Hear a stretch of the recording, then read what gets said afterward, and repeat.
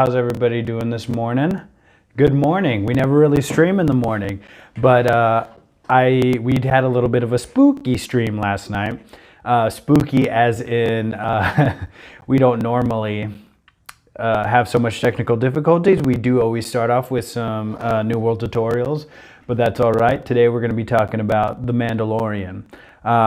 Usually, or from now on, for the rest of the season, I will be going live on Fridays, probably Fridays evenings, just because it's a lot easier and I have a job, so can't just stay up until the episodes come out and then talk about them that day, because it'll be crazy if I tried to do that, and I wouldn't get any sleep. But that's all right, because we're going to do it this way. Going to go Fridays, let's say 8 o'clock, maybe 9 o'clock. From now on, every time that The Mandalorian comes out. We've been doing this for the Rick and Morty episode, so hopefully this is something that'll catch on as well, because those Rick and Morty ones really get kind of crazy. So just wanted to start off with some broad strokes. This will be a spoiler review, more of just a reaction / discussion. Make sure, if you're just joining, to leave a comment down below of what you thought of the episode, or even go onto our Twitter and retweet that so we can get more friends in the chat. That'd be great. So I thought this was a very solid episode, a return to form, if you will. Season 1 really kicked off with maybe one of its best episodes being the finale. The Mandalorian show just never ceases to surprise me. Mike Ross said, "This isn't the full episode. WTF." Oh, that's a good. I'm one of the members of the spooky stream from last night. Mike Ross, let me know what you thought about the episode. If you want to do non-spoilers first, you can. If you want to do spoilers, it doesn't matter. It's just me and you here, baby boy. We'll do whatever the heck we want. Had my coffee this morning, put on my Death Star t-shirt. This was actually like my only going out shirt for a long time. And then I was like, I should probably go to Target and pick up some V-necks, baby boys. This was my Northgate shirt for a long time. So solid episode, lots of Easter eggs from from the show itself, and also to the greater Star Wars universe. So that was really cool. I like how it can already reference itself. My only worry is that it might become reliant on it, which I don't necessarily see happening anytime soon, because it still does feel very fresh. Still does seem really awesome that we're in the Star Wars universe. This episode just doubled down on the space western aspect of the show, and I really dug it. It's just like, oh well, I'm just a small town marshal, and we got to take out this thing and all that stuff. So I really enjoyed it. But that's just my broad strokes. Tons of Easter eggs, with my favorite probably being the most outlandish, not even the one that everyone gets excited about. My favorite Easter egg was probably the fact that a character in this episode was riding basically one engine of a pod racer. Not just any pod racer. Looks like Anakin's pod racer from The Phantom Menace. My second least favorite Star Wars movie. Attack of the Clones is the worst. You can't change my mind. So let's start off the episode. We start with a seedy kind of Gotham-esque city, space Gotham basically. Lots of graffiti on the walls. It's actually done by a famous graffiti artist. What was his name? Don't remember, but I do know he has a cameo in that Fight Club scene. So let's talk about the Fight Club. Mando Din Djarin goes up to an alien with a Cyclops alien guy, who is also voiced by John Leguizamo. Who would have thought? It doesn't sound like him at all, but he does a really good job of changing his voice, and I think they also put him through some filter. But it was really cool. That was a nice cameo for him. We got 2 of the aliens from Jabba's palace in Return of the Jedi fighting in the ring. They're fighting with some sort of gravity hammers. I don't know. Mandalorian, more like man up and get some bitches. Wait, who needs to get some bitches? The Mandalorian? Is it me? Is it Baby Yoda? Is Baby Yoda male or female? We don't actually know. The Mandalorian does refer to the baby as he in this episode. Baby Yoda is a boy confirmed. I like how they bring back small background characters or bring characters from Legends to canon. What are some Legends characters that they brought in? There's a really good Easter egg for an R5 droid that we'll get to. I guess we can just jump in and talk about it whenever. But the R5 droid that everyone can use some bitches. Oh, I didn't even say it. Happy Halloween, everybody. Happy Halloween. We done did it. We made it to the end of Sober October. We're doing it, baby boys. Yasmin it totally failed at Sober October. It's not her fault. She just doesn't have any willpower, and we won't hold it against her here. This is the judgment-free zone, even though that sounded like a huge judgment right there. Go ahead, Yasmin. Talk about your pink hair and how you did it on a whim because you have impulse control issues. I mean, The Mandalorian. Let's talk about that. I should probably turn off the things because I'm just here reading the comments instead. Anyways, who thinks that the Mandalorian could beat Batman? Because this was like such like a Gotham-esque episode. I really thought that like the way he was taking him down, it felt like Arkham Asylum, Arkham Knight, all that good stuff. He even left him hanging on the light, that John Leguizamo character. So I really enjoyed it. Snapchat. I don't have any friends, just Snapchat's hitting me up. Geez, stop trying to tell me Happy Halloween probably.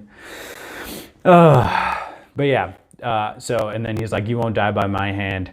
Totally leaves him for dead after he gets the information. That information is that there's a Mandalorian on Tatooine. Mando is trying to find other Mandalorians to jump from convent to convent to eventually find Baby Yoda's home. Does Baby Yoda even have a family? Don't know. Wouldn't it be awesome if he just dropped him off with Luke Skywalker at the end of the show? Don't think it'll happen because that means he probably got schmurdered by Kylo Ren. So it's time to go to Tatooine. We got that funny Baby Yoda moment from the comics, which is good. What the heck am I talking about? The funny Baby Yoda moment from the trailer when he's doing the whistling little wrist torpedoes. So we go back to Tatooine. We got the Boba Fett fake out with the Marshal showing up in Boba Fett's armor. I think you can tell right away that it's not Boba Fett, just because it looks like a Target costume version of the Boba Fett armor, which is okay, that's fine, but it definitely feels like that. We get the Marshal, played by Timothy Olyphant, who seems like he's always playing a cowboy of some sort. Pretty sure Cobb Vanth was a Legends character before the show. That definitely seems like one. It seems like some weird spin-off like character. So I wouldn't be surprised if he is a Legends character. So we're like, oh, okay, so if the armor survived, he probably survived, right? Boba Fett probably survived because we see his armor. And then we might get confirmation about that before the end of the show, because we definitely do. So there, of course, Mando's all pissed off because he's wearing the armor, and he's not a Mandalorian. He doesn't respect the creed. But also, the Mandalorian's Din Djarin is also a foundling, but I guess he just is the Mandalorian. It's so crazy because like all the most famous Mandalorians in the Star Wars lore aren't actually Mandalorians. They're just people who wear Mandalorian armor. Yes, Din Djarin follows the creed and everything like that, but he's not like a blood Mandalorian. Boba Fett, Jango Fett aren't technically Mandalorians apparently. I don't know if that's a retcon or what, but because Jango isn't a Mandalorian, he just wears the armor, and then Boba Fett's just a clone of Jango, which I think is also a very weird thing that he just has a clone of himself that he calls his son. It's weird. Don't tell me it's not.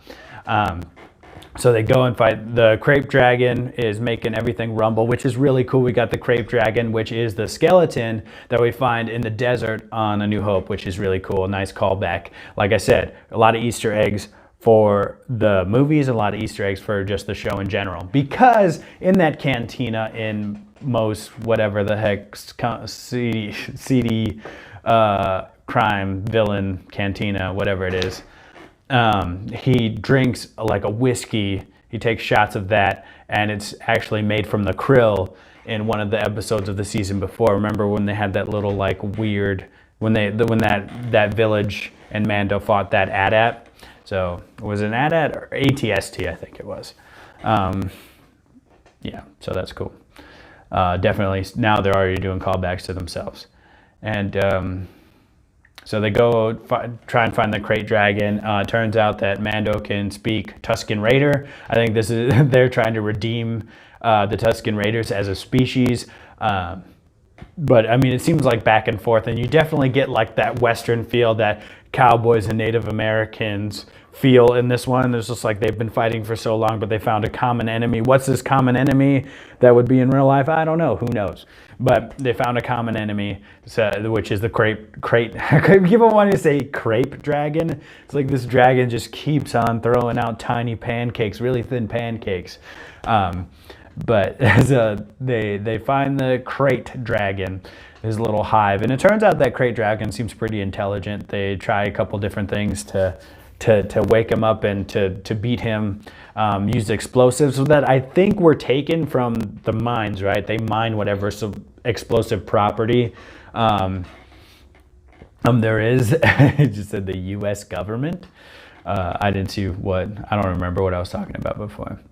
But speaking of the government, so before they go and do the crate dragon thing, there is a reference to Return of the Jedi. They show a flashback to Return of the Jedi times where they're all celebrating the second Death Star being destroyed. So the occupation on Tatooine is over, yay, and then the mining colonies immediately take over. That's their common enemy, the U.S. government. Gotcha. Link up. So they didn't even get a chance to celebrate, couldn't even finish their drink before the place got shot up. But that's a good thing. I think that's the most interesting aspect of the Mandalorian show. You see that power vacuum that was created once you take down the Empire. Where's Luke and Leia now? Where's Han Solo now? Like this is all the stuff you don't think about when you defeat the big bad guys, and you forget about the little guys that are being affected by this. You can even think of like the Fire Nation at the end of like The Last Airbender. I think that's very interesting. Like it's cool and most epic when you're beating the big bad, like in this climax. But what do you do after that? I think that's what's really interesting. That's why I was a little disappointed when the sequel trilogy just returned everything to the status quo. It's like, no, I want to see like what they did to get back, like, to rebuild the Republic. And then there's just like, it's the First Order. We're doing the original trilogy again. That's a story for a different time. And so they go, join the Tusken Raiders. There's a bit of pushing and shoving. They won't take any peyote, or Timothy Oliphant, what was it, Cobb Vanth won't take any peyote given to him by the Tusken Raiders, which is super funny, by the way. He's like, it stinks. It's like, well, drink it anyways, pussy. And then the dogs, anybody else just like think about it. I thought one of the stories they'd be telling was like how Anakin Skywalker is basically their Satan. He just comes and like is this like this ghost story that they tell children when they're being bad. He's like the boogeyman for the Tusken Raiders since he's just murdered everybody. Not a ton of Baby Yoda moments in this episode. We just get a ton of like reaction shots, which is definitely okay. We're gonna get a lot more Baby Yoda in the rest of the season, a lot more stuff for him to do. But I did hear this fun fact that The Mandalorian, the title of the show, isn't a reference to Din Djarin. It's actually a reference to Baby Yoda because he is a foundling now. So he is like the Mandalorian. He's like the Wanderer, which I think is really cool. For now, anyways, I'll see what they do with that. Because then I'm just always waiting for those. Like, are they just gonna find his home in like season 2 or season 3 and then move on from him? But that doesn't seem to be it. It seems like it's just gonna be lone wolf and cub the whole way through. Anyways, they defeat the Crate Dragon. They pretty much solely eat the Tusken Raiders. And we find out that that Crate Dragon is actually in an abandoned Sarlacc pit because it ate a Sarlacc, the Easter eggs maybe. So we know that Boba Fett fell into a Sarlacc pit in Return of the Jedi pretty easily. He sucks. He's the worst bounty hunter I've ever seen in my whole life. But so then we see where Cobb Vanth gets the armor, the Mandalorian armor, and it turns out it's of course Jawa's on a sand crawler, and we get a couple Easter eggs there. There's an R2 unit there. There's that droid that was actually one of the first concept arts. I keep I always forget who does that original concept art for Star Wars, but original concept art for C-3PO. Also, we get C-3PO graffiti in the beginning of the episode, and then we get the Boba Fett armor in the back. So that's a big Legends thing that actually Boba Fett comes back and actually helps teach one of the Jedi twins of Han and Leia. So that's really cool. He kind of becomes this anti-hero after he gets out of the Sarlacc pit. So we know he gets out of the Sarlacc pit. Did he escape because of the chaos of the Krayt Dragon eating the Sarlacc, or how did that work? We don't know yet. Felt like there was something else I was going to say. Some Boba Fett thing. Don't remember. It's gone now. It's gone forever now. And then it turns out that the Krayt Dragon actually has acid breath. Was not expecting that. Definitely was like, oh, they just got covered in goo. And then no, that wasn't just it. That was crazy. And then the Mandalorian got swallowed. It definitely was reminiscent of the like horned buffalo from last season, I felt. But it still was really good. Ralph McQuarrie did the concept. That's the one. I always forget his name, Ralph McQuarrie. Thank you, Mike Ross. Always keeping me in check with those sick fact breakdowns. So yeah, they balance is restored, kill the Krayt Dragon. They get a nice shiny pearl. When I saw the pearl the Tusken Raiders picked up, I was like, oh, she was pregnant. You guys are monsters. But no, Justin's like, it's just a pearl, dude. Like, it's just priceless egg. I just thought from the horned buffalo from last season how they got the hairy egg. But yeah, that pearl looks pretty sweet. So it looks like they'll be able to buy some more banthas because they just lost a lot of banthas. So there you go. What else? No Ahsoka Tano, of course. That's okay. We're going to get her in due time. I'm excited for Sasha Banks, whatever she's going to be. I feel like she's going to be like in relation to Ahsoka. Is that just me? Like she's going to be like in that area. And I don't know if that's going to come next week or the week after. But I'm excited for it. So Cobb Vanth gives back the Mandalorian armor after they defeat the Krayt Dragon, even after after Mando pulls a little Tail of Jonah stuff, gets eaten by the dang dragon and gets popped out again, acid breath and all. I thought it was like their soccer ball and they were just pissed it took it. They're like, hey, we got back our soccer ball, baby. When they tried to sacrifice the first bantha, I was just like, oh no, that was Jim. They got Jim again. It's just a normal thing for someone to get eaten instead of the bantha. And that bantha did not want to be eaten. I was like, come on, it's fun in there. Go try it out. He was already like a sacrifice bantha because he just had a bunch of explosive on him. And then the biggest Easter egg in the whole show. Oh, I wanted to talk about R5. There's an R5 droid in the beginning, if you guys remember from A New Hope.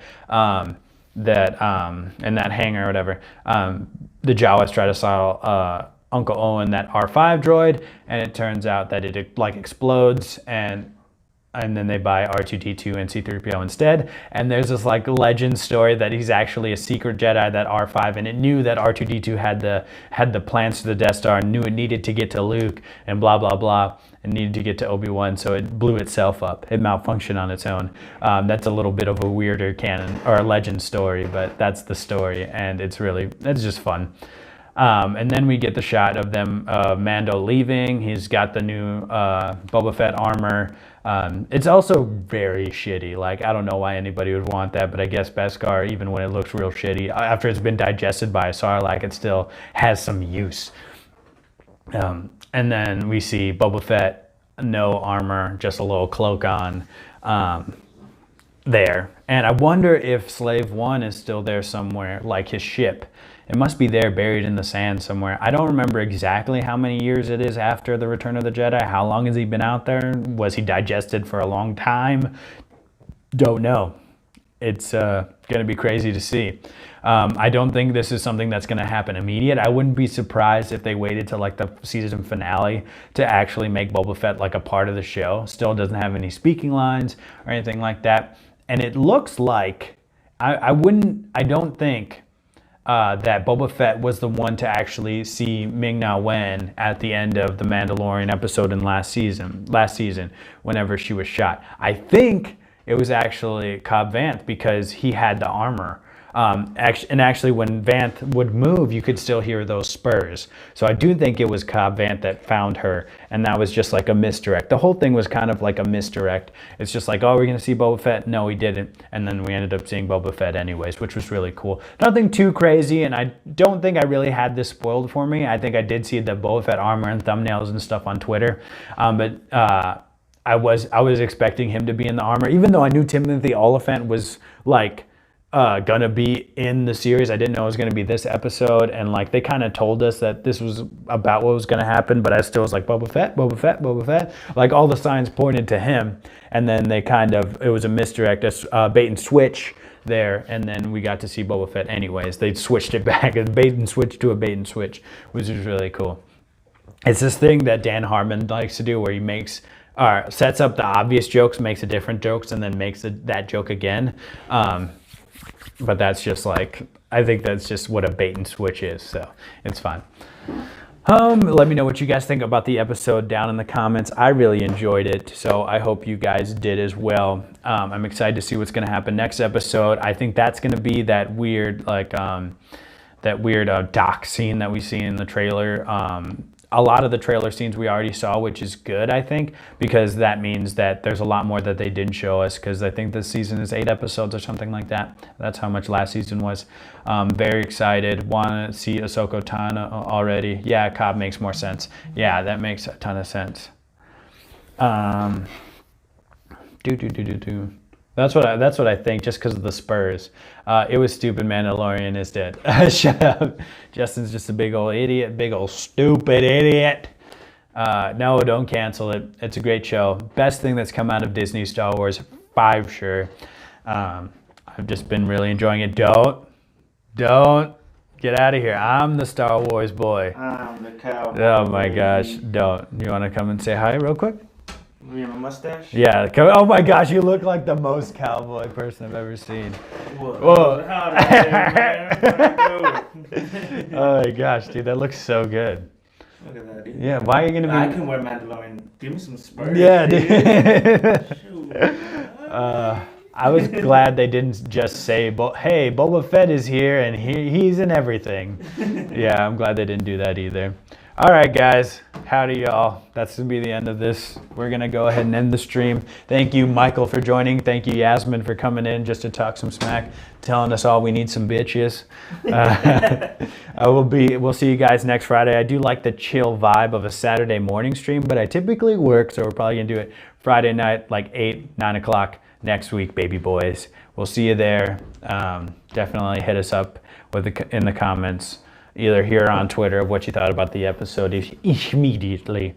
Glad nobody was in here looking for the whole episode. It's all good, baby boys. We'll see you next time. Keep knowing out there, true believers.